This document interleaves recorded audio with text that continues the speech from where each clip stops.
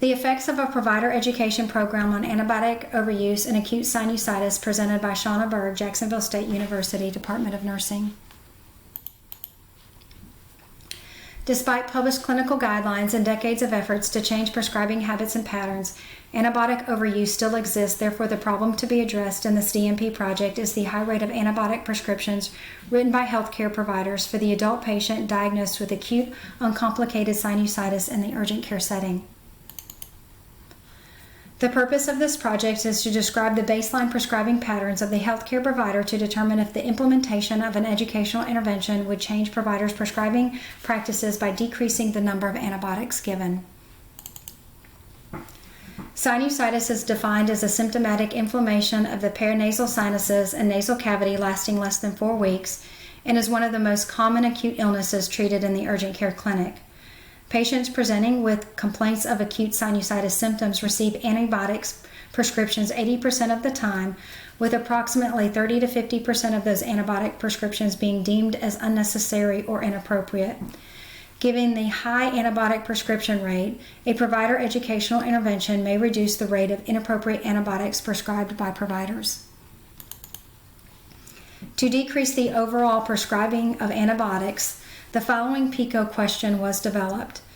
In an urgent care setting with healthcare providers caring for the adult patient with uncomplicated acute sinusitis, how does a provider antibiotic educational intervention concerning the overuse of antibiotics compared to no educational intervention decrease the number of antibiotics being prescribed? The goal of this DMP project was to lower the antibiotic prescription rate for the adult patient diagnosed with uncomplicated acute sinusitis by 10% through a provider educational intervention. Acute uncomplicated sinusitis is a condition that affects 31 million people annually in the United States and costs billions of healthcare dollars. Those adults who are diagnosed with a sinus infection, 84 to 98% are viral. Urgent care centers have been known to show the highest percentage at 45.7 for the adult outpatient visit, which led to an antibiotic prescription. Antibiotic misuse has been frequently cited as the leading cause of antibiotic resistance.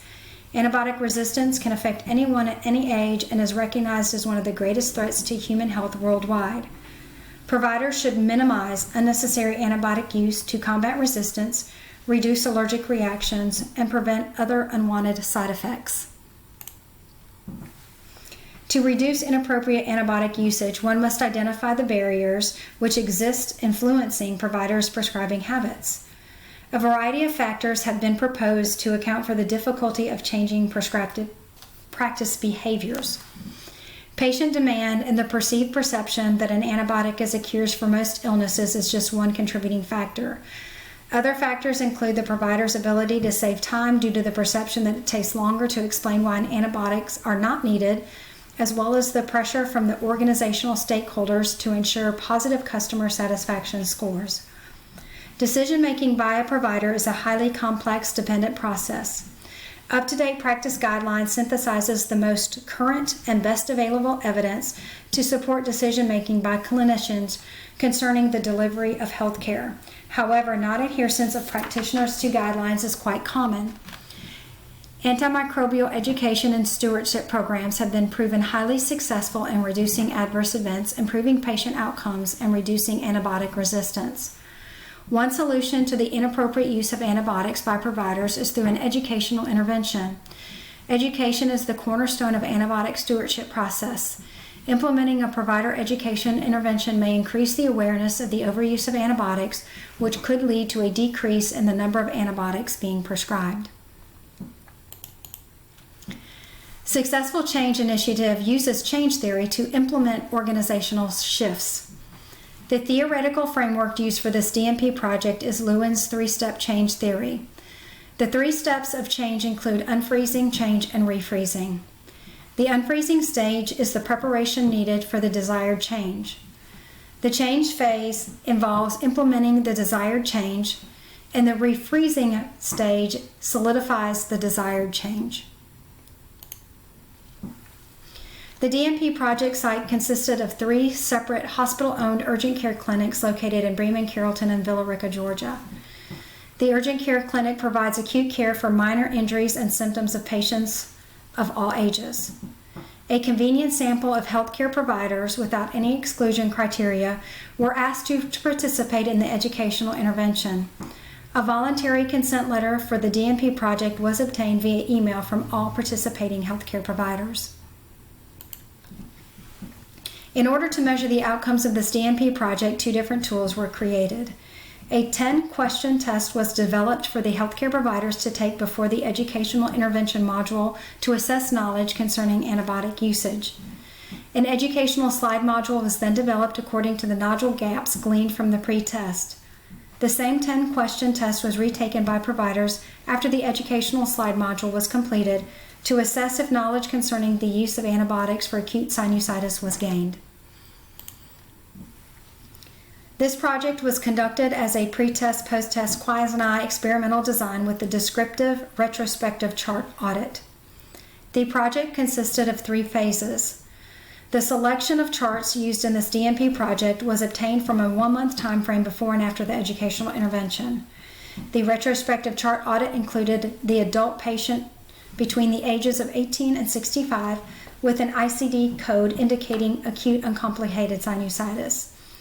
Exclusion criteria for the charts included any patient who presented with a temperature greater than 100.3, illness lasting greater than 10 days, failure to improve after initial treatment, comorbidities including chronic obstructive pulmonary disease, asthma, cancer, or anyone on immunosuppressive therapy.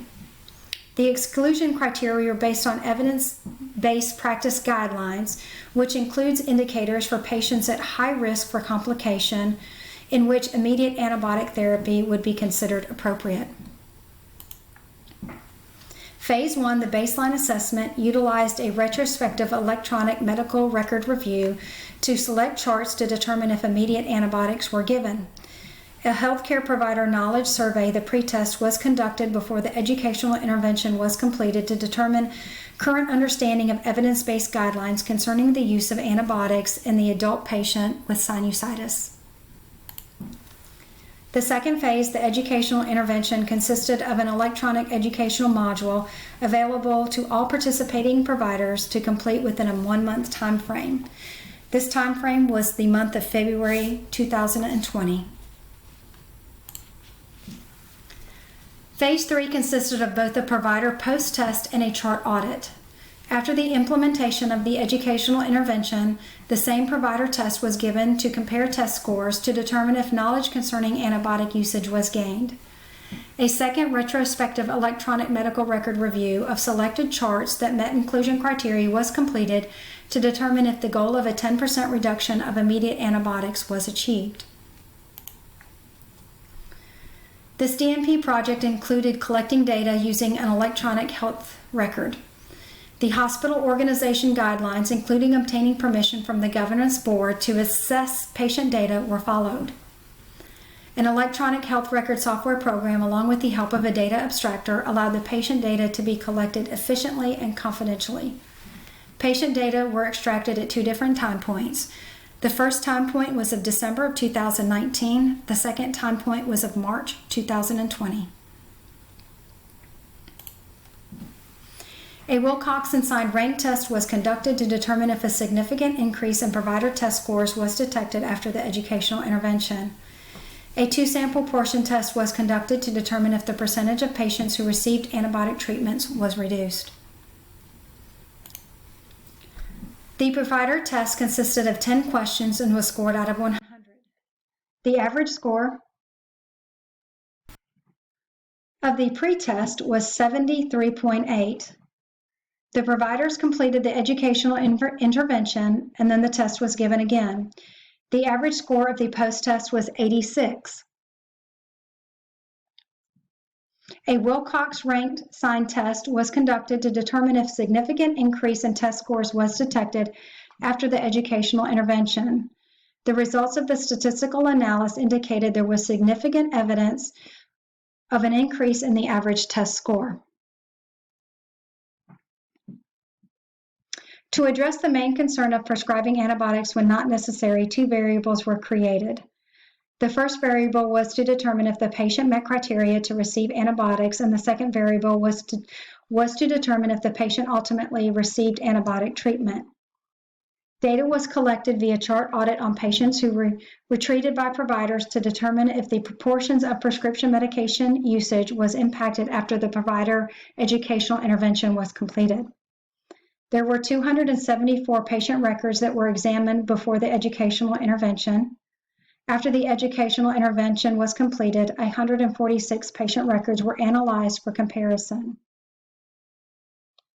Before the intervention was conducted, 29.3% met criteria for antibiotic treatments based on symptoms, yet 92.3% were prescribed antibiotics. After the educational intervention, 34.9% met criteria to receive antibiotics, however, 91.1% were prescribed antibiotics. Roughly the same percentage of patients did not meet criteria necessary to receive antibiotic in both sample sizes. A two-sample test of proportions was conducted to determine if the percentage of patients who received antibiotic treatment was reduced. The results of the data indicated there was no significant difference in the proportions before or after the educational intervention. Therefore, the educational intervention had no effect on the provider's ultimate medical decision-making. The number of immediate antibiotic prescriptions for the adult patient diagnosed with acute uncomplicated sinusitis did not decrease after a provider education intervention was completed. The overall goal of a 10% decrease in immediate antibiotic prescribing was not achieved. The desired outcome for this DNP project concerning the overuse of antibiotics in the adult population diagnosed with acute uncomplicated sinusitis reveals the provider education module did not change providers' prescribing habits. While the post-test scores showed an improvement of knowledge, this did not change in the clinical prescribing habits. Continued overuse of antibiotics by providers may be perpetuated by both the cycle of patient demand and the lack of motivation for providers to change prescribing habits. Ongoing educational programs may be needed to increase focus on improving antibiotic prescribing habits of the provider. The limitation of this DNP project included the provider's participation sample size was small, consisting only of 10 providers. Because the data was retrospective in design, errors could exist in the patient data collection procedure. Also, the number of variables for analysis was limited. The measuring time frame for the patient data only consisted of 30 days. The most significant factor impacting this DNP project was the occurrence of COVID-19 virus, which greatly reduced the number of patients being seen in the urgent care setting for the month of March. Recommendations for clinical practice is to further understand the discrepancy between guidelines and providers' prescribing habits, which could create a sustainable change. Future education-based interventions on the overuse of antibiotics should be ongoing and focus on both provider knowledge and prescribing behaviors. Here are the references used for this PowerPoint presentation.